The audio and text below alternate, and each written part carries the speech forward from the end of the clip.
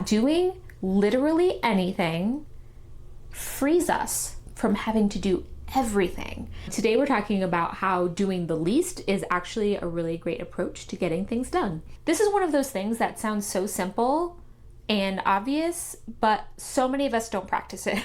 And when we have these busy brains that are easily bombarded with all the different things that we have to do, that we want to do, that gets us to a state of feeling completely overwhelmed or just getting to a place where we're just stuck and don't know what thing to do to move forward. If you're new here, welcome to You Can Do the Things. I'm Asia. I'm an AuDHDer and a momentum coach, and I work with ambitious, multi-passionate, neurodivergent folks and help them find sustainable ways to thrive. So when you're in this place of overwhelm or anxiety, taking a small action is actually a way of building momentum, building motivation to continue doing the things that you want to do or the things that you need to do. And so when I'm talking about doing the least, I really mean it. Like, what's the least you could do? What feels really so easy as to feel almost insignificant? And that can be a big mental hurdle for us to get over, but it's such an important one because we do get locked into this perfectionist trap. So one of the really big benefits of taking these small steps, these micro actions, is that it can break us out of this black and white thinking, which neurodivergent folks are especially prone to. So we kind of take this all or nothing approach to so many of the things that we do. And if we can allow ourselves to do less than we think is acceptable or that we should do, we start to develop a different narrative in our mind, and it helps us reframe our big to-do lists and the approach that we take. And I have to tell you, I've had so many clients who are in this place of feeling completely ruled by their to-do list, by all these things that they want to put attention to or things that they want to take care of or move on from.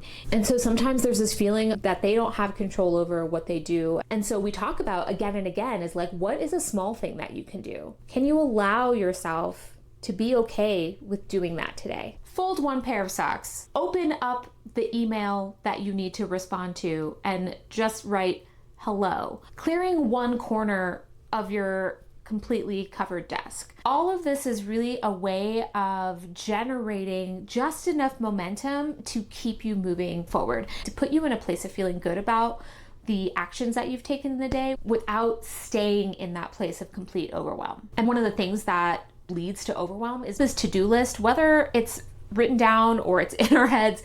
Some part of our brain is like trying to do all of those things at once, and so our brains just don't ever stop. And so doing one thing at all is a way to start to signal to your brain that, like, yes, I'm moving forward. Yes, I'm doing something. Doing anything at all is a way of building motivation because we start to see how these little actions start to build on themselves and help us actually get closer to where we want to go. What I'm often seeing in my clients is that their to-do lists are full of projects, and those projects are not actually individual tasks. And so we've started to see that we're feeling overwhelmed or stuck might be because so many of the things on our list are just like too big. They're not really tasks at all. They're like, do the taxes. It's like, well, do the taxes is like a whole bunch of different things. So this just kind of helps to clarify the things that we're actually trying to do.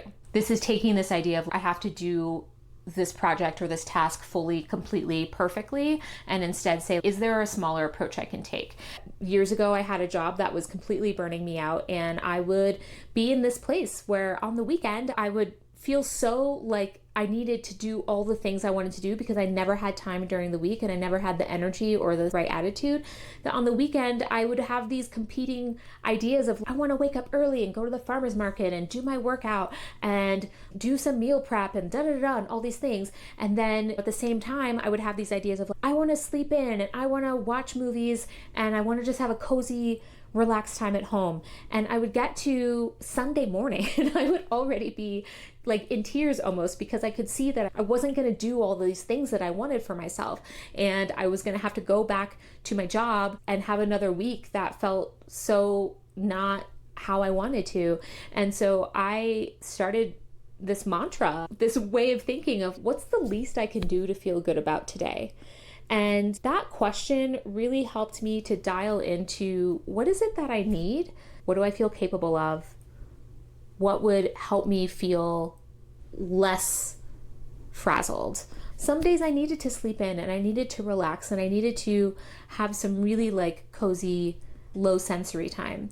And other times I needed to be active. I needed to be outside. I needed to be out in the world. I needed to be doing the things that filled me with joy and that were really core to who I am. And so that question of what's the least I can do to feel good about today became such a powerful reflection for me. And I still use it on those times where I feel overwhelmed or I feel anxious because there's so many things that I want or need to do. And I know I can't do them all despite the desire to do as much of it as possible. But if you are in this place of really strong overwhelm or a feeling out of control of your day, just ask yourself this question: what's the least I can do to feel good about today? And that might just be one thing. It might be take a nap. It might be cook myself a healthy dinner. It might be put my feet up because I've been running around for days. So it doesn't have to be a specific task. It doesn't have to be something that's on your to-do list if it's something that's going to help you feel more grounded. And from that place of being more grounded, it can be easier to say, okay, well, what's one small action or task I can tackle? What's a small thing that I can do? But we have to do that from a place of being at least reasonably grounded. So the next time you're feeling stuck or overwhelmed, just remember that doing the least can still make a big difference. Small steps add up. And if this video and this vibe are resonating with you, I would love for you to hit like on this video, subscribe if you're into it, and if you feel like you could use some more support in building momentum for yourself, to getting out of these cycles of feeling stuck, to helping you better identify what are some of the best ways forward for you, I would love to chat with you. You can book a free action call with me. The link will be in the description box below. And it's a no pressure kind of call. And it's just an opportunity for us to explore some of the things that are on your mind, some of the things that are feeling challenging and what your goals are, and to see if coaching might be a good fit for you. Thanks so much for joining me today. See you in the next one. And remember, you can do the things.